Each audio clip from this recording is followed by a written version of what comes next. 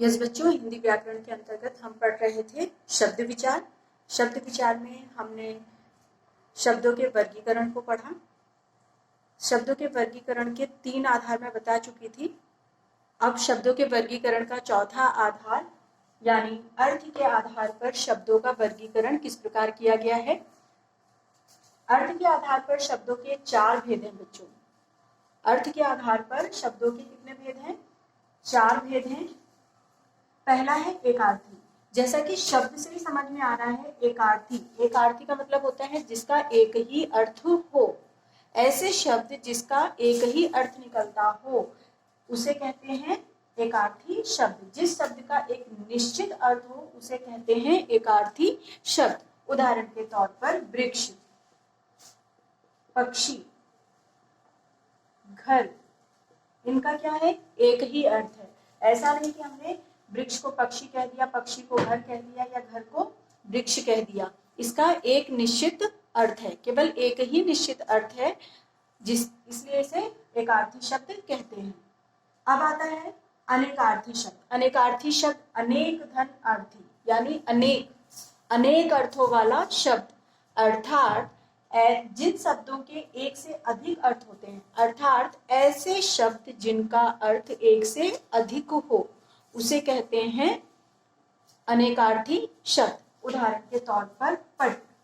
पट माने होता है बच्चों वस्त्र, पर्दा और दरवाजा। ठीक है।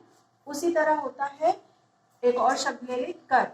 कर का मतलब क्या होता है? कर माने होता है ये हाथ को अगर हम ऐसे जोड़ें इसको, तो ये जो हमारा हाथ दोनों मिलकर जो बनता है इसे भी कर कहते हैं। ओके।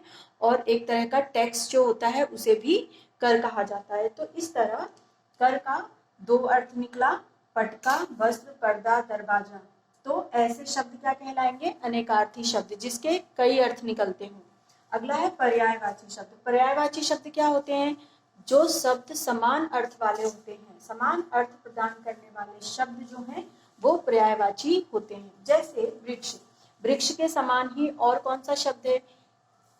वृक्ष को हम पेड़ भी कह सकते हैं, तरु भी कह सकते हैं, पादप भी कह सकते हैं, है ना। तो इस तरह वृक्ष क्या है? पर्यायवाची। ऐसे शब्द जिनके कई अर्थ निकलते हों।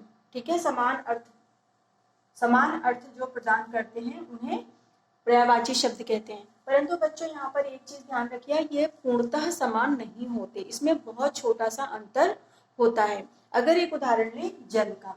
जल को हम क्या कहते हैं? पानी, नीर। ओके। अब जल और पानी में क्या अंतर है? आपने सोचा है कभी जल और पानी में क्या अंतर है? बहुत ही माइनर अंतर है बच्चों। जल का मतलब होता है, जल में जो है उसमें पवित्रता का भाव छिपा होता है, जबकि पानी साधारण शब्द है।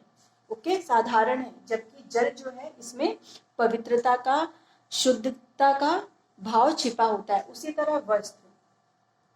ठीक है। वस्त्र में भी, वस्त्र को भी हम क्या कह सकते हैं? कपड़े। ठीक है, कपड़ा कहते हैं, लेकिन कपड़ा साधारण है, सामान्य है। जबकि वस्त्र जो है वो कैसा है? शुद्धता के भाव को अपने अंदर लिए हुए। तो इस तरह पर्यायवाची शब्द क्या है? जो समान अर्थ प्रदान करने वाले शब्द होते हैं उन्हें पर्यायवाची शब्द कहते हैं, किंतु इनमें सूक्ष्म अंतर होता है। ओके। अगला आता है विलोम शब्द। उल्टा या विपरीत अर्थ बताने वाले शब्द विलोम शब्द कहलाते हैं। उदाहरण के तौर पे आदर। आदर का विलोम क्या होगा? अनादर। सत्य का असत्य।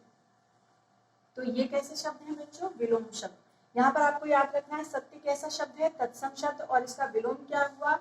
असत्य। तो ये विलोम भी जो बना वो भी किसमें बना है? तत्सम शब्द में। तो जब भी हम विलोम शब्द बनाएं या विलोम शब्दों का चयन करें तो ऐसे शब्द चुने, यदि वो तत्सम है तो तत्सम ही चुने, और यदि तद्भव है तो तद्भव। उदाहरण के तौर पे सत्य का असत्य हो गया, आदर का अनादर हो गया, और यदि हम कहें प्रातः, ये तत्सम शब्द है तो इसका क्या होगा? सायं। ठीक, विलोम शब्द। अगर इसी का हम कहें सुबह तो क्या हो जाएगा? शाम। प्रातः माने सुबह होता है, साय माने शाम होता है। तो ये प्रातः किसमें है? तत्सम में, इसलिए साय भी किसमें बना? तत्सम में।